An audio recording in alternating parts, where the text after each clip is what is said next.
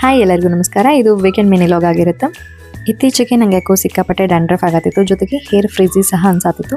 So ಮನೆಯಲ್ಲೇ ಏನಾದರೂ hair mask try ಮಾಡ್ಬೇಕಂತ ಹೇಳಿ ನಾನಿಲ್ಲಿ ಮೊದಲಿಗೆ ಅರ್ಧ ಗ್ಲಾಸಸ್ ನೀರನ್ನು ಒಂದು ಪಾತ್ರೆಯಲ್ಲಿ ಕುದಿಯೋದಕ್ಕೆ ಇಟ್ಟಿದ್ದೆ. ನಂತರ ಇದಕ್ಕೆ 1 ಚಮಚ ಫ್ಲ್ಯಾಕ್ಸ್ ಸೀಡ್ಸ್, 1 ಚಮಚ ರೈಸ್, 1/4 ಚಮಚ ಮೆಂತೆಕಾಳು ಇಷ್ಟೆಲ್ಲ ಹಾಕಿ ಒಂದು 5 ನಿಮಿಷ ಇದನ್ನು ಕುದಿಸ್ಕೋಬೇಕು. ಈ ಥರ ಜಲ್ಲಿ ಕನ್ಸಿಸ್ಟೆನ್ಸಿ ಬಂದಮೇಲೆ ಇದನ್ನು ಬಿಸಿ ಇರುವಾಗಲೇ ಒಂದು ಬೌಲ್ಗೆ ಶೋಧಿಸ್ಕೋಬೇಕು.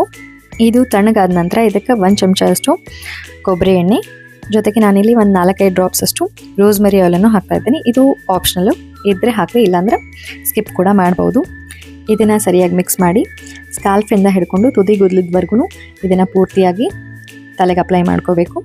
ನಂತರ ಒಂದು 2 ನಿಮಿಷ ಚೆನ್ನಾಗಿ ಮಸಾಜ್ ಮಾಡಿಕೊಂಡು ಒಂದು ಅರ್ಧ ಗಂಟೆ ಬಿಟ್ಟು ತಲೆ ಸ್ನಾನ ಮಾಡಿದರೆ ನಿಮಗೆ ಫಸ್ಟ್ ವಾಶಲ್ಲೇ 60% ಡ್ಯಾಂಡ್ರಫ್ ಕಡಿಮೆ ಆಗಿರೋದು ಗೊತ್ತಾಗುತ್ತೆ. ಜೊತೆಗೆ ಕೂದಲು ಸಾಫ್ಟ್ ಅಂತ ಸಹ ಫೀಲ್ ಆಗುತ್ತೆ. ಇದಂತೂ ನನ್ನ ಫೇವ್ರೇಟ್ ಹೇರ್ ಮಾಸ್ಕ್. ಇದನ್ನು ತಿಂಗಳಲ್ಲಿ 2 ರಿಂದ 3 ಸಲ ನಾನು ಅಪ್ಲೈ ಮಾಡ್ತೀನಿ. ವಿಡಿಯೋ ಇಷ್ಟ ಆಗಿದ್ರೆ ಲೈಕ್ ಮಾಡಿರಿ, ಫಾಲೋ ಮಾಡಿರಿ. ಮತ್ತೆ ಸಿಗ್ತೀನಿ ನೆಕ್ಸ್ಟ್ ವ್ಲಾಗಲ್ಲಿ.